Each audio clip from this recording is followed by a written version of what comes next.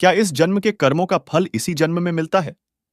यदि हां, तो पूर्व जन्म के कर्मों के फल का क्या होता है और पूर्व जन्म के कर्मों का फल किसे और कब मिलता है? नमस्कार प्रिय मित्रों। कर्म और फल मनुष्य के जीवन व्यतीत क्रियाओं के अनुसार होता है। हमारा पूर्व जन्म कब कहाँ कैसे था, शायद ही किसी को पता हो। क्योंकि जब इंसान जन्म लेता है तो वह एक शिशु के रूप में होता है, और जब वह बड़ा होता है तो संसार के मायाजाल में फंस जाता है।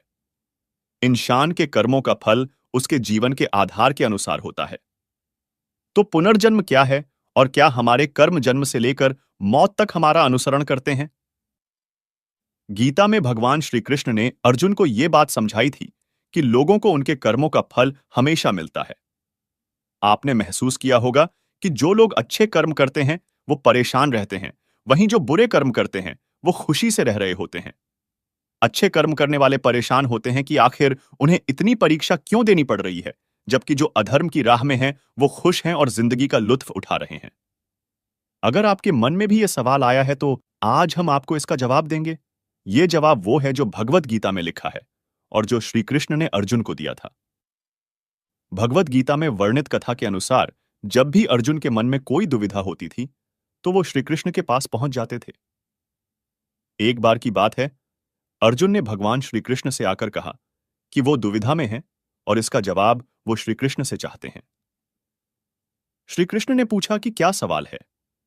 अर्जुन ने कहा, मुझे ये जानना है कि अच्छे लोगों के साथ हमेशा बुरा ही क्यों होता है, वहीं बुरे लोग खुशहाल दिखते हैं, और क्या पुनर्जन्म में भी पिछले कर्मों का फल मिलता है? अर्जुन के मुंह से ऐसी बातें सुनकर श्री कृष्ण मुस्कुराए और कहा, मनुष्य जैसा सोचता है और महसूस करता है वैसा कुछ नहीं होता है, बल्कि अज्ञानता की वजह से वो सच्चाई नहीं समझ पाता है। अर्जुन उनकी ये बात समझ नहीं पाए। इसके बाद श्री कृष्ण ने क्या कहा, वो बात हम इस वीडियो में जानते हैं। अगर आप भगवान श्री कृष्ण की पवित्र बातों को सुनना और समझना चाहते हो तो वीडियो को लास्ट तक पूरा देखें, क्योंकि इस वीडियो में आपको वह ज्ञान मिलेगा जो आपको कहीं और नहीं मिला होगा। श्री कृष्ण ने अर्जुन से कहा, पार्थ, मैं तुम्हें एक कथा सुनाता हूं। उसे सुनकर तुम समझ जाओगे कि हर प्राणी को उसके कर्म के हिसाब से ही फल मिलता है। प्रकृति हर किसी को अपनी राह चुनने का मौका देती है। अब वो मनुष्य की इच्छा पर निर्भर करता है कि उसे धर्म की राह चुननी है या अधर्म की। जो जैसा कर्म करता है उसे वैसा ही फल मिलता है, फिर वह चाहे राजा हो या रंक। भगवान श्री कृष्ण ने स्वयं कहा है कि कर्म का फल आज नहीं तो कम भोगना ही पड़ता है। सुदामा उनके प्रिय सखा थे। बचपन में उन्होंने गुरु मां द्वारा दिए गए चने को अकेले खाने का पाप किया था। भगवान से छिपकर चना खाए गए इस कर्म का फल उन्हें अत्यंत गरीबी के रूप में भोगना पड़ा। उनके परम मित्र होने के बाद भी समय से पहले भगवान सुदामा की दयनीय दशा को दूर नहीं कर पाए, जबकि वे स्वयं उनकी हालत पर दुखी थे। जब द्वारिकापुरी में दोनों का मिलन हुआ तो पग धोते हुए कृष्ण उनकी दयनीय दशा देख इतना रोए कि उनके पैरों में आंसुओं की धारा बह गई। इसी तरह कर्म फल से भगवान स्वयं भी नहीं बचे। त्रेता युग में भगवान विष्णु अवतार श्री राम ने बाली को छुपकर मारने का पाप किया था। द्वापर युग में कृष्ण जन्म में उन्हें वन में तपस्या के दौरान एक शिकारी ने हिरण समझकर विष तीर से घायल कर दिया। व्याध ने जब सच्चाई जानी तो वह उनके चरणों में गिर गया। इस पर श्री कृष्ण ने उन्हें पिछले जन्म का किस्सा बताते हुए कहा कि यह उनके द्वारा किए गए पाप का कर्म फल है। भगवान श्री कृष्ण ने कहा है कि मृत्यु मनुष्य के जीवन का अंतिम सत्य है। लाख जतन के बाद भी इसे टाला नहीं जा सकता। कलयुग के प्रभाव से राजा परीक्षित ने एक ऋषि के गले में मरा हुआ सांप डाल दिया। ऋषि ने उन्हें श्राप दिया कि सांप के काटने से ही उसकी मृत्यु होगी। मुक्ति के लिए संतों ने राजा परीक्षित को श्रीमद् भागवत कथा सुनने की सलाह दी और बाद में उन्हें मुक्ति मिली। भगवान श्री कृष्ण कहते हैं कि इंसान को द्वारा किए हुए कर्मों का दंड मिलता है। गीता में भगवान कृष्ण ने कर्म फल के बारे में कहा है कि इंसान को अपने कर्म का फल उसे अपने जीवन काल में भोगना पड़ता है। कर्म करते समय सदैव सचेत रहें, क्योंकि कर्म फल कभी पीछा नहीं छोड़ते। दुर्योधन ने एक अबला स्त्री को दिखाकर अपनी जंघा ठोकी थी तो उसकी जंघा तोड़ी गई। दुशासन ने छाती ठोकी तो उसकी छाती फाड़ दी गई। महारथी कर्ण ने एक असहाय स्त्री के अपमान का समर्थन किया तो श्रीकृष्ण ने असहाय दशा में ही उसका वध कराया। भीष्म ने यदि प्रतिज्ञा में बंधकर एक स्त्री के अपमान को देखने और सहन करने का पाप किया, तो असंख्य तीरों में बिंधकर अपने पूरे कुल को एक एक कर मरते हुए भी देखा। भारत का कोई बुजुर्ग अपने सामने अपने बच्चों को मरते देखना नहीं चाहता, पर भीष्म अपने सामने 4 पीढ़ियों को मरते देखते रहे। जब तक सब देख नहीं लिया, तब तक मर भी न सके। यही उनका दंड था। धृतराष्ट्र का दोष था पुत्रमोह, तो 100 पुत्रों के शव को कंधा देने का उन्हें दंड मिला। 100 हाथियों के बराबर बल वाला धृतराष्ट्र सिवाय रोने के और कुछ नहीं कर सका। दंड केवल कौरव दल को ही नहीं मिला था, बल्कि दंड पांडवों को भी मिला था। द्रौपदी ने वरमाला अर्जुन के गले में डाली थी, सो उनकी रक्षा का दायित्व सबसे अधिक अर्जुन पर था। अर्जुन यदि चुपचाप उनका अपमान देखते रहे, तो सबसे कठोर दंड भी उन्हीं को मिला। अर्जुन पितामह भीष्म को सबसे अधिक प्रेम करते थे, तो कृष्ण ने उन्हीं के हाथों पितामह को निर्मम मृत्यु दिलाई। अर्जुन रोते रहे, पर तीर चलाते रहे। क्या लगता है, अपने ही हाथों अपने अभिभावकों, भाइयों की हत्या करने की ग्लानि से अर्जुन कभी मुक्त हुए होंगे क्या? नहीं, वे जीवन भर तड़पे होंगे। यही उनका दंड था। युधिष्ठिर ने स्त्री को दांव पर लगाया, तो उन्हें भी दंड मिला। कठिन से कठिन परिस्थितियों में भी सत्य और धर्म का साथ नहीं छोड़ने वाले युधिष्ठिर ने युद्ध भूमि में झूठ बोला, और उसी झूठ के कारण उनके गुरु की हत्या हुई। यह एक झूठ उनके सारे सत्यों पर भारी रहा। धर्मराज के लिए इससे बड़ा दंड क्या होगा? दुर्योधन को गदायुद्ध सिखाया था स्वयं बलराम ने। एक अधर्मी को गदायुद्ध की शिक्षा देने का दंड बलराम को भी मिला। उनके सामने उनके प्रिय दुर्योधन का वध हुआ, और वे चाहकर भी कुछ न कर सके। उस युग में 2 योद्धा ऐसे थे जो अकेले सबको दंड दे सकते थे, कृष्ण और महात्मा बर्बरीक। पर कृष्ण ने ऐसे कुकर्मियों के विरुद्ध शस्त्र उठाने तक से इनकार कर दिया, और बर्बरीक को युद्ध में उतरने से ही रोक दिया। लोग पूछते हैं कि बर्बरीक का वध क्यों हुआ? यदि बर्बरीक का वध नहीं हुआ होता, तो द्रौपदी के अपराधियों को यथोचित दंड नहीं मिल पाता। कृष्ण युद्ध भूमि में विजय और पराजय तय करने के लिए नहीं उतरे थे। कृष्ण इन अपराधियों को दंड दिलाने के लिए ही कुरुक्षेत्र में उतरे थे। कुछ लोगों ने कर्ण का बड़ा महिमा मंडन किया है, पर सुनिए, कर्ण कितना भी बड़ा योद्धा क्यों न रहा हो, कितना भी बड़ा दानी क्यों न रहा हो, एक स्त्री के वस्त्र हरण में सहयोग का पाप इतना बड़ा है कि उसके समक्ष सारे पुण्य छोटे पड़ जाएंगे। स्त्री कोई वस्तु नहीं कि उसे दांव पर लगाया जाए। कृष्ण के युग में 2 स्त्रियों को बाल से पकड़कर घसीटा गया। देवकी के बाल पकड़े कंस ने, और द्रौपदी के बाल पकड़े दुशासन ने। श्री कृष्ण ने स्वयं दोनों के अपराधियों का समूल नाश किया। किसी स्त्री के अपमान का दंड अपराधी के समूल नाश से ही पूरा होता है, भले वह अपराधी विश्व का सबसे शक्तिशाली व्यक्ति ही क्यों न हो। सूर्यपुत्र कर्ण महाभारत का एक ऐसा योद्धा था जिसे समझना बेहद मुश्किल है। जहां एक ओर कर्ण महादानी था, वहीं दूसरी ओर कर्ण ने महाभारत के युद्ध में न सिर्फ बुराई का साथ दिया, बल्कि द्रौपदी को नगरवधू कहा। और जितना दुर्योधन महाभारत का युद्ध चाहता था, उससे कई ज्यादा कर्ण यह युद्ध करना चाहता था। लेकिन देवपुत्र होने के बावजूद कर्ण में इतनी बुराई कैसे थी? और महान दानी होने के बावजूद उसकी इतनी दर्दनाक मृत्यु कैसे हुई? दर्शकों, इसके भी राज जुड़े हैं कर्ण के पिछले जन्म से। यह बात है त्रेतायुग की, जब कर्ण एक राक्षस था जिसका नाम दंभोद्भव था। दंभोद्भव ने सूर्यदेव की घोर तपस्या की, और तपस्या से प्रसन्न होकर सूर्यदेव ने दंभोद्भव से वरदान मांगने को कहा। तब दंभोद्भव ने सूर्यपुत्र से अमरता का वरदान मांगा। लेकिन इस धरती पर कोई भी अमर नहीं रह सकता, इसलिए सूर्यदेव ने दंभोद्भव को यह वरदान देने से साफ मना कर दिया। तब दंभोद्भव ने सूर्यदेव से वरदान में 1000 दिव्य कवच और कुंडल मांगे, जिन्हें केवल वो ही तोड़ सकता है जिसने 1000 साल तपस्या की हो, और कवच तोड़ते ही वह व्यक्ति भी मर जाए। इसलिए उस कवच का नाम सहस्त्र कवच पड़ गया। सूर्यदेव ने दंभोद्भव को यह वरदान दे दिया, जिसके बाद दंभोद्भव का सारा डर खत्म हो गया, और उसने देवी देवताओं और धरती पर अत्याचार करना शुरू कर दिया। उसने बिना रुके पूरी धरती पर आतंक मचाना शुरू कर दिया, जिससे बाद उसके पापों का घड़ा बहुत जल्दी भरने लगा। परेशान होकर सभी देवी देवताओं ने विष्णु जी से प्रार्थना की कि वह धरती और ब्रह्मांड को इस राक्षस के अत्याचारों से मुक्ति दिलाए। तब जाकर भगवान विष्णु ने दो ऋषियों के रूप में नर और नारायण का अवतार लिया। भगवान विष्णु का यह अवतार दो जुड़वा भाइयों के रूप में अवतार था, जिसमें दोनों के शरीर अलग अलग थे, लेकिन उनमें आत्मा एक ही थी। नर नारायण दोनों ही ऋषि थे। दंभोदभव राक्षस को मारने के लिए दोनों ने घोर तपस्या की, और फिर नर ने जाकर दंभोदभव राक्षस को युद्ध के लिए ललकारा। जब दंभोदभव और नर का युद्ध हो रहा था, तब जैसे ही नर ने दंभोदभव का सहस्र कवच तोड़, तब वरदान अनुसार नर की मृत्यु हो गई। लेकिन नारायण ऋषि, जो नर का ही हिस्सा थे, उन्होंने तपस्या करके नर को जीवित कर दिया और खुद इस राक्षस से युद्ध करने लगते।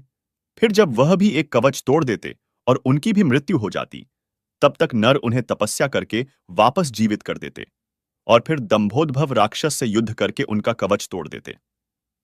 ऐसे ही दंभोदभव और नर नारायण के बीच यह युद्ध सालों तक चलता रहा और आखिर में नर नारायण ने दंभोदभव 999 कवच तोड़ दिए।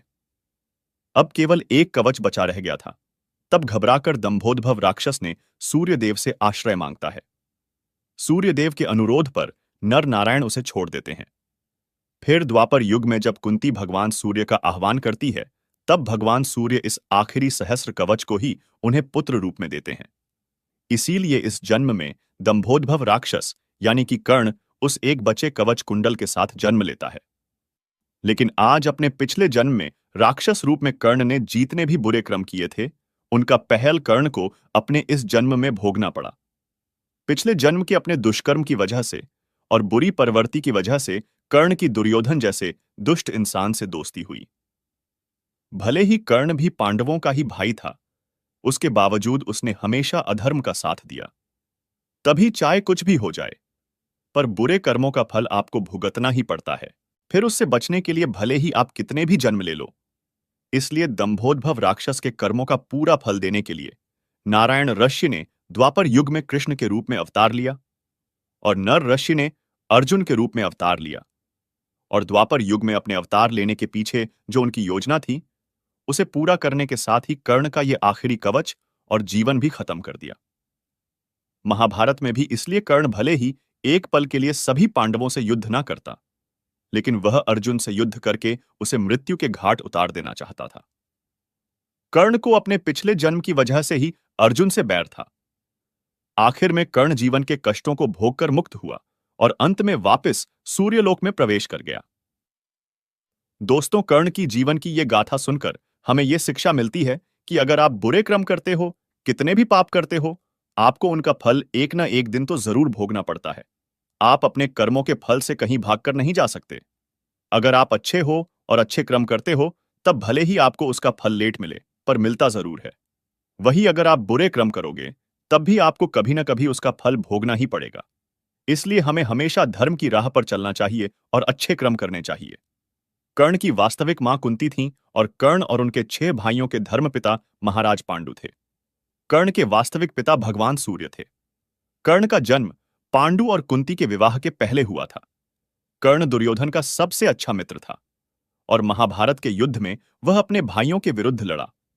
कवच कुंडल, जो कर्ण को जन्म के साथ ही अभेद्य रूप में प्राप्त हुए, कोई भी बाण और हथियार उसे भेद नहीं सकता था।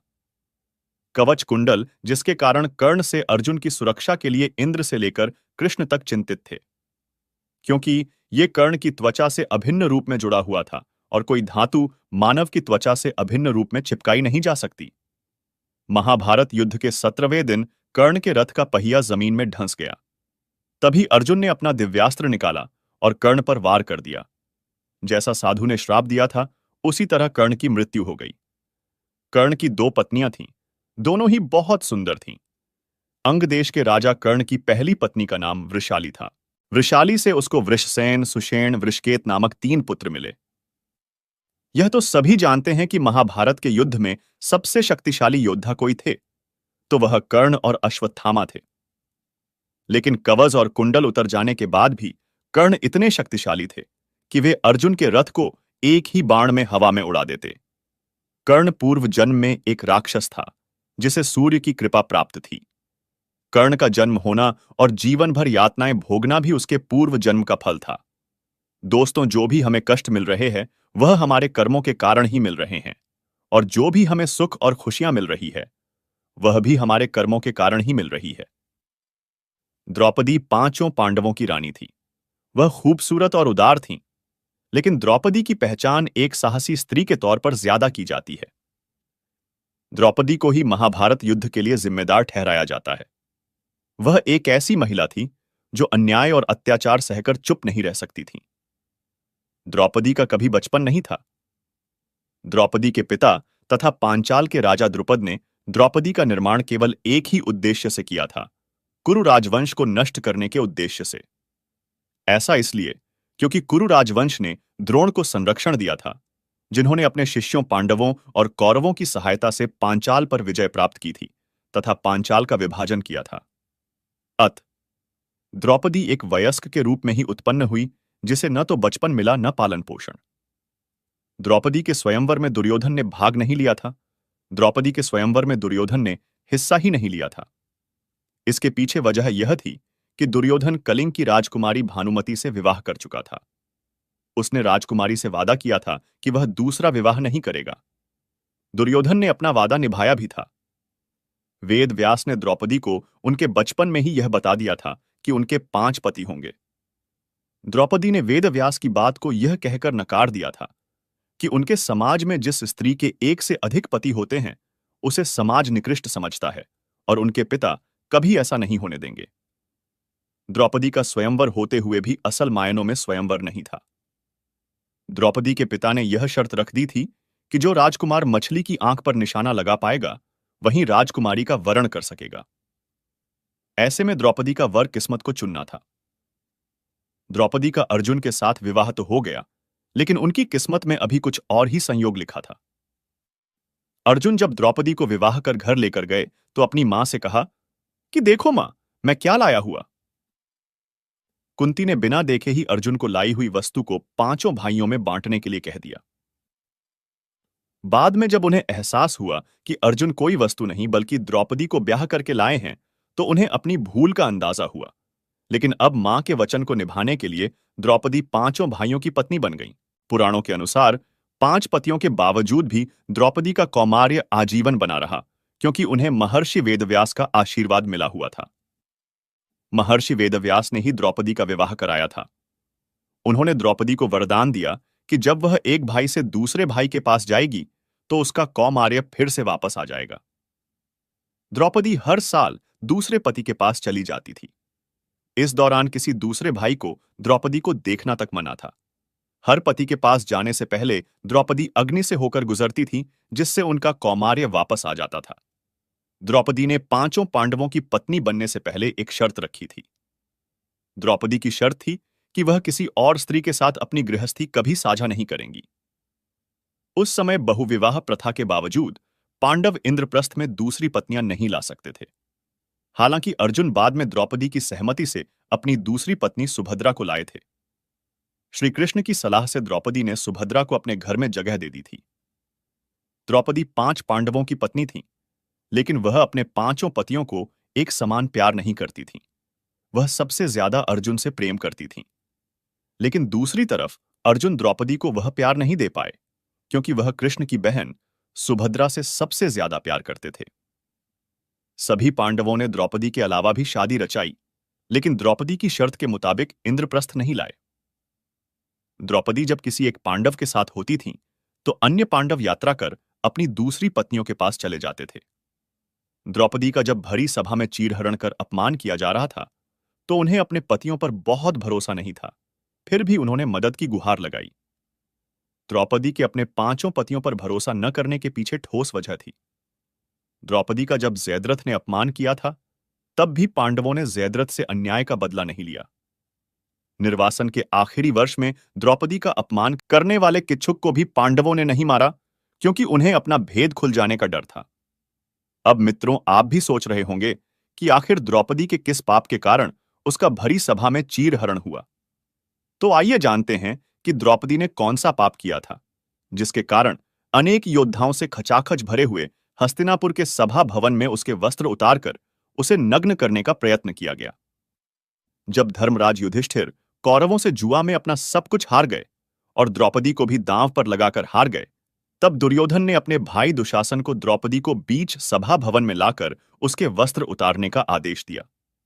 दुशासन जब पांचाली का चीर खींचने लगा तो उसने सभा भवन में उपस्थित सभी लोगों से मदद मांगी, लेकिन किसी भी व्यक्ति ने द्रौपदी की कोई मदद नहीं की।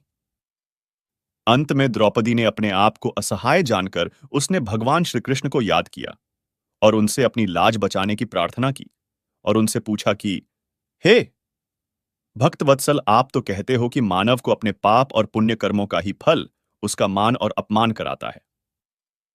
तो हे करुणा निधान, मैंने कौन सा ऐसा पाप कर्म किया है जिसके कारण आज अनेक महारथियों से भरी राज्यसभा में सबके सामने मेरा चीरहरण हो रहा है। तब भगवान ने द्रौपदी को उसके पूर्व जन्म का स्मरण कराया। कथा के अनुसार अपने पूर्व जन्म में द्रौपदी एक राजकुमारी थी। एक दिन जब द्रौपदी अपनी सखियों के संग गंगा स्नान के लिए जा रही थी तो उसने देखा कि गंगा में एक संत स्नान कर रहे थे और उनके अंग वस्त्र गंगा के किनारे रखे हुए थे। यह देखकर द्रौपदी को शरारत करने का विचार उसके मन में आया और उसने अपनी सखियों के साथ मिलकर उस संत के अंग वस्त्र एक स्थान पर छिपा दिए और चुपचाप किसी दूसरे घाट पर स्नान करने के लिए चली गई। स्नान करने के पश्चात अपनी सखियों के साथ हंसते हुए और आमोद प्रमोद करते हुए द्रौपदी अपने महल को चली गई। इधर जब संत गंगा स्नान करने के उपरांत जल से बाहर आए तो अपने वस्त्र गंगा तट पर ना पाकर परेशान हो गए और इधर उधर खोजने लगे। बहुत खोजबीन के पश्चात संत को अपने अंगवस्त्र एक जगह छिपे हुए मिल गए। तब उस संत ने क्रोधित होकर श्राप दिया कि आज जिसने भी मेरे साथ ऐसा घृणित परिहास किया है और मेरे वस्त्र हरण किए हैं, एक दिन उसे भी अपने वस्त्र हरण होने पर समाज के सामने लज्जित होना पड़ेगा। इसी श्राप के कारण द्रौपदी को यह अपमान झेलना पड़ा, परंतु भगवान श्री कृष्ण की भक्त होने के कारण भगवान ने उसकी पुकार सुनी और उसके चीर को बढ़ाकर उसके सम्मान की रक्षा की। दो दोस्तों, कर्म का फल भोगना ही पड़ता है। महाभारत के इस युद्ध में पांडव जीत गए थे, लेकिन युद्ध के बाद उनकी दुनिया बदल चुकी थी।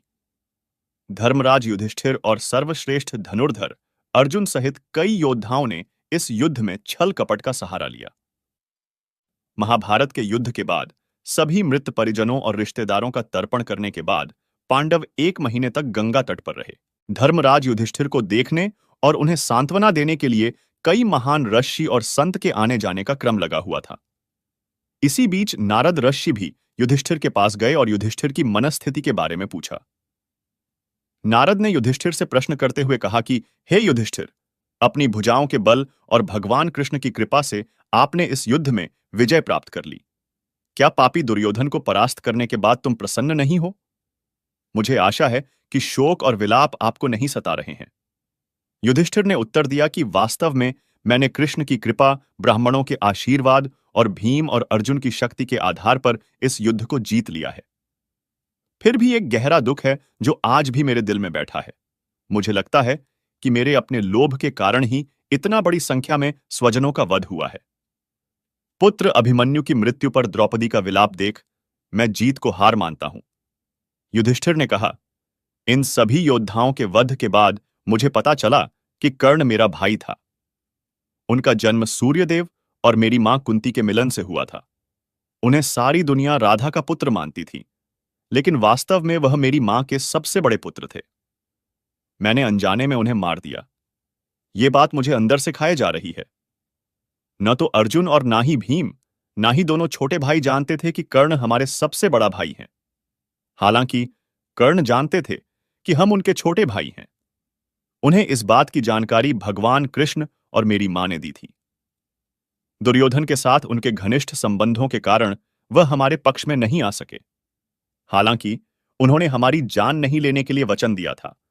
अगर मेरे पास अर्जुन और कर्ण दोनों होते तो मैं दुनिया को जीत सकता था। ये कहते हुए युधिष्ठिर भावुक हो गए और उनके आंसू बहने लगे। तभी उनकी मां कुंती आगे आईं और अपने पुत्र से बोली, युधिष्ठिर, इस तरह से शोक मत करो। मैंने पहले कर्ण को आपके साथ उसके रिश्ते के बारे में बताने की कोशिश की थी। सूर्यदेव ने भी उससे बात की। हालांकि अपनी घनिष्ठ मित्रता के कारण कर्ण ने दुर्योधन का साथ नहीं छोड़ा। मां कुंती की सांत्वना की बातें सुनी तो युधिष्ठिर अपने क्रोध और शोक को शांत नहीं कर सके। धर्मराज युधिष्ठिर ने अपनी मां कुंती से कहा कि आपने इतनी बड़ी बात छिपाकर हमें अपने ज्येष्ठ भ्राता का हत्यारा बना दिया। युधिष्ठिर ने क्रोध में आकर अपनी मां कुंती के साथ समस्त नारी जाति को श्राप देते हुए कहा, मैं आज समस्त नारी जाति को श्राप देता हूं कि वे अब चाहकर भी कोई बात अपने हृदय में छिपाकर नहीं रख पाएंगी। महाभारत में उल्लेख किया गया है कि भीष्म पितामह ने अपनी सौतली माता को वचन दिया था कि वह आजीवन अविवाहित रहेंगे और ब्रह्मचर्य का पालन करेंगे। अपने इस वचन का पालन भीष्म पितामह ने तमाम उम्र किया, लेकिन पूर्व जन्म में भीष्म पितामह विवाहित थे और अपनी पत्नी के कहने पर एक ऐसा पाप कर बैठे जिसका दंड उन्हें अगले जन्म में भीष्म बनकर भुगतना पड़ा। कथा है कि भीष्म पितामह का जन्म एक शाप के कारण हुआ था जो उनको अपने पूर्व जन्म में मिला था। अपने पूर्व जन्म में भीष्म एक वसु थे जिनका नाम द्यौ था। इसी जन्म में पत्नी की एक जिद मानने के कारण उन्हें भयानक शाप मिला था जिसका अंत महाभारत के युद्ध में हुआ था। इनकी सुंदर पत्नी ने एक बार महर्षि वशिष्ठ के आश्रम में नंदिनी गाय को देख लिया। इसके बाद से वह उस गाय को पाने के लिए मचल गई और अपने पति द्यौ से अनुरोध किया कि नंदिनी गाय किसी तरह उनके लिए ला दें। द्यौ ने पत्नी की बात रखने के लिए अपने भाइयों के साथ गाय को चुरा लिया।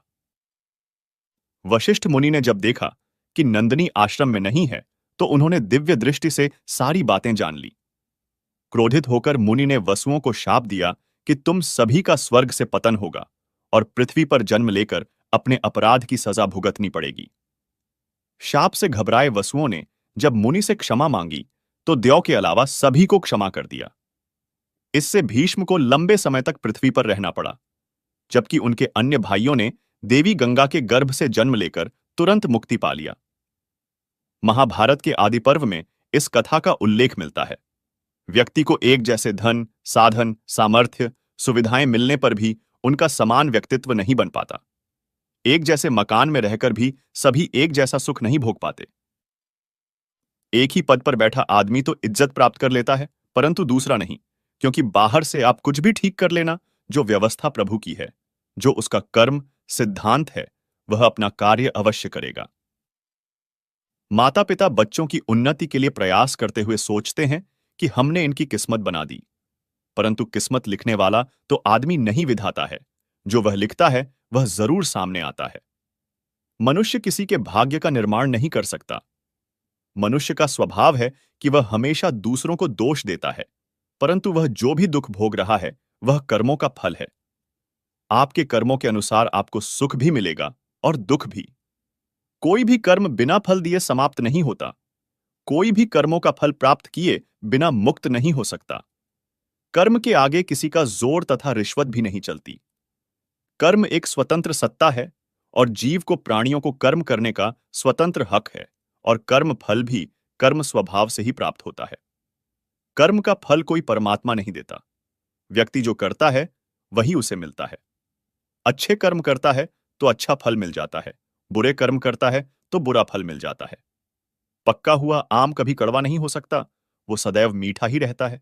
इसी प्रकार से अच्छे कर्म का फल हमेशा सुखदायी होता है। इसलिए हमें सर्वदा अच्छे कर्म, श्रेष्ठ कर्म, उत्तम कर्म जिसमें आत्मा को सुख हो, आत्मा की मुक्ति हो और सर्वजन के लिए हितकारी हो, ऐसा श्रेष्ठ कर्म सदैव करना चाहिए।